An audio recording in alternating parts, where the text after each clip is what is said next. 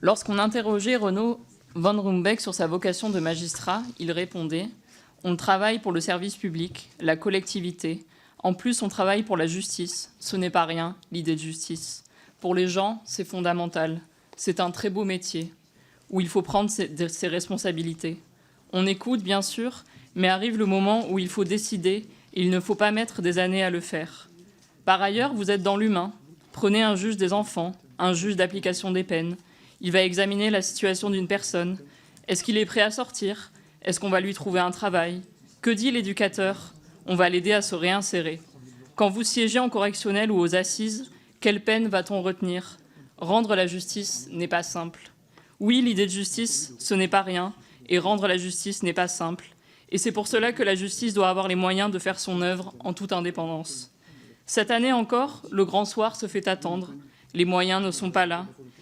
Il y a un peu plus de 2 ans, le comité des États généraux de la justice remettait pourtant son rapport accablant, un rapport qui ne faisait que confirmer l'état de paupérisation avancé de notre institution judiciaire. Un plan a alors été annoncé en grande pompe par le garde des Sceaux de l'époque, avec pour ambition affichée de tourner enfin la page du délabrement de la justice. En réponse, une loi de programmation et d'orientation de la justice votée fin 2023 a fixé un objectif de création nette de 10 000 postes d'ici 2027. Bien que largement inférieure aux besoins, cette loi d'orientation et de programmation était un premier pas pour soulager des juridictions asphyxiées. Presque un an après sa promulgation, où en est-on? Les ambitions affichées n'ont pas résisté aux diktats de la sacro-sainte rigueur. Cette année, le ministère de la Justice a payé le prix fort des coupes drastiques du budget. Entre annulation et gel, ce sont plus de 600 millions d'euros qui ont été sacrifiés sur le dos de la justice et de l'accès au droit, sans compter le lourd tribut payé par la protection judiciaire de la jeunesse. 600 millions d'euros, c'est le budget nécessaire pour payer 10 000 magistrats sortis d'école pendant 1 an. 600 millions d'euros, c'est aussi l'équivalent du budget annuel de l'aide juridictionnelle. Il faut s'imaginer les conséquences dramatiques de ces coupes budgétaires sur des juridictions déjà exsangues. Dans une telle situation, le service public de la justice tient grâce au dévouement de ses personnels, magistrats, greffiers, contractuels, mais ne nous y trompons pas, ils sont à bout. Ils sont à bout et pourtant, alors qu'il faudrait rattraper les dégâts de 2024, l'austérité se poursuit en 2025 avec un budget initial inférieur de 500 millions d'euros à celui prévu par un texte voté il y a moins d'1 an. Ils sont à bout et pourtant le premier renoncement du budget porté sur les effectifs. Monsieur le ministre, vous venez de nous rassurer et nous regarderons les détails de l'amendement que vous avez déposé. Les personnels sont à bout et on le comprend encore mieux au regard des chiffres alarmants publiés il y a quelques jours par le Conseil de l'Europe. Notre pays ne compte que 11,2 magistrats pour 100 000 habitants, contre 21,9 en moyenne en Europe, soit moins qu'en Roumanie, qu'en Bulgarie et qu'en Hongrie. La France consacre 72,2 € par habitant à son système judiciaire, alors que la moyenne européenne est à 85,4 €, soit plus de 25% de moins qu'en Espagne et qu'en Italie. Je vous fais grâce des chiffres des pays arrivés en tête du classement et votre budget contribuera à faire dégringoler davantage la France dans le prochain rapport. Derrière ces chiffres humiliants pour la République française, il y a des conséquences néfastes et très concrètes sur la vie des agents et des justiciables. 4 greffiers se sont suicidés cette année. J'ai une pensée émue pour eux. Le dernier, Philippe, greffier au tribunal judiciaire de Bordeaux, s'est donné la mort le 10 juin. Après 20 ans de métier, il venait d'être muté dans un service qu'il a trouvé désert. Ses collègues témoignent. Personne n'était là pour le former aux procédures. Tous étaient en arrêt maladie. Il se levait très tôt, se couchait très tard. Il ne mangeait plus. Sous pression constante en raison de la cadence à flux tendu qu'il leur est imposée, les greffiers sont contraints, bien malgré eux, de trier les dossiers et d'en sacrifier, faute de temps. Ils le déplorent et le disent. Ces dossiers, ce sont des personnes qui attendent que la justice se prononce pour un litige avec un bailleur, un surendettement ou le placement en tutelle d'un tiers, par exemple. Ça fait mal de devoir sélectionner. C'est nous qui prenons tout, jamais les ministères qui dictent les conditions des services. En réponse, votre gouvernement prévoit de faire encore plus mal en créant 3 jours de carence. Il insulte ses agents, piétine leurs souffrances et alimente le récit selon lequel les fonctionnaires seraient des feignants. La paupérisation généralisée du service public de la justice a aussi des conséquences sur les enfants en danger.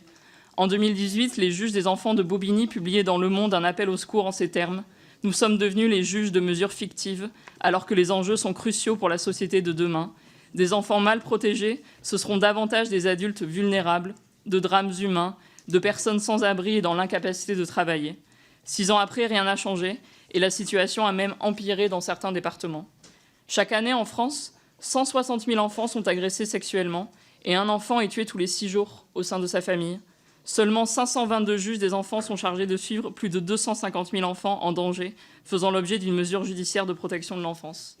La majorité de ces magistrats suivent 450 situations ou plus, soit au moins 800 enfants, alors qu'ils devraient en suivre 325. 77% d'entre eux disent avoir déjà renoncé à prendre des décisions de placement d'enfants en danger en raison d'une absence de place ou de structures adaptées à leur accueil. Ils doivent souvent attendre 8 à 12 mois pour qu'une mesure d'assistance éducative dont ils ont décidé soit effectivement mise en place, générant des conséquences catastrophiques pour les familles et un sentiment d'impuissance et de gâchis généralisé chez l'ensemble des acteurs du secteur. Assumez-vous dans ces circonstances la priorité de responsabiliser les parents d'enfants délinquants quand sombre la protection de l'enfance et la construction de 3 centres éducatifs fermés? Votre budget n'a pas d'autres ambitions pour la justice des mineurs. Les conséquences de l'austérité, elles pèsent aussi sur les femmes victimes de violences, la soi-disant grande cause du quinquennat. Parmi les 2,6 milliards demandés par les associations féministes pour lutter contre ces violences, 300 millions concernent le budget du ministère de la Justice. Pour assurer la formation continue obligatoire de l'ensemble des professionnels sur les VSS, pour renforcer les pôles spécialisés dans les juridictions, pour étendre l'aide juridictionnelle à davantage de victimes, ou encore pour augmenter le nombre de téléphones grave danger et de bracelets anti-rapprochement. 300 millions dont on ne trouve presque aucune trace dans votre budget, Monsieur le Ministre. Nous avons par conséquent déposé l'ensemble des amendements nécessaires pour y remédier.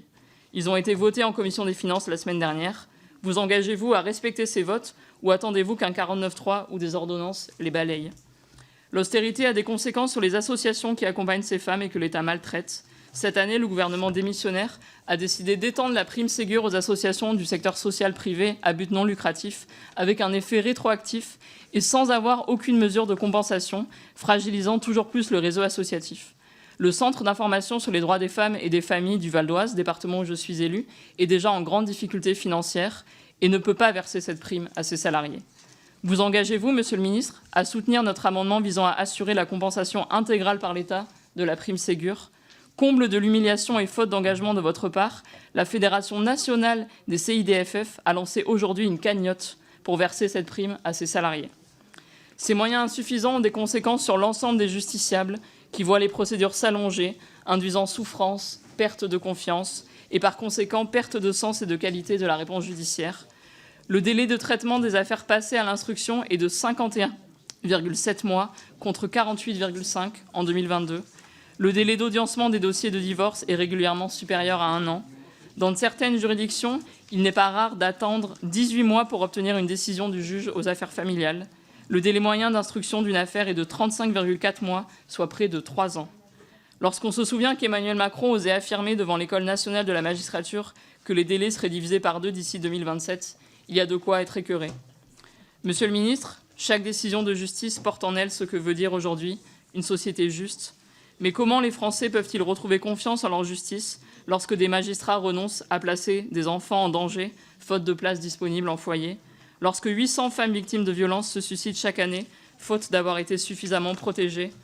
Comment les Français le peuvent-ils lorsque les victimes d'infractions sexuelles restent des mois, parfois des années, sans nouvelles de leur dossier et qu'après ces années, seuls 1% des auteurs de viols sont condamnés? Comment y croire lorsque le sort des prévenus les plus pauvres est expédié en 20 minutes en comparution immédiate, tandis qu'au même moment, la lutte contre la délinquance et la criminalité en com blanc pâtit d'effectifs insuffisants, comme s'en alarmaient publiquement en avril dernier nos plus hauts magistrats financiers? Vous avez annoncé avoir récupéré 250 millions sur les 500 manquants. Nous allons prendre connaissance de l'amendement correspondant. 500 moins 250, cela fait toujours 250 millions qui manquent. Plus grave, votre budget ampute les autorisations d'engagement du ministère de la Justice de plus de 2,3 milliards d'euros. Qu'est-ce que cela signifie pour l'avenir? Est-ce que les 250 millions déposés compensent les gels et les annulations de crédits de cette année? Monsieur le ministre, comment faire justice quand la 7e puissance économique du monde consacre à sa justice à peine 0,20% de son PIB? Merci.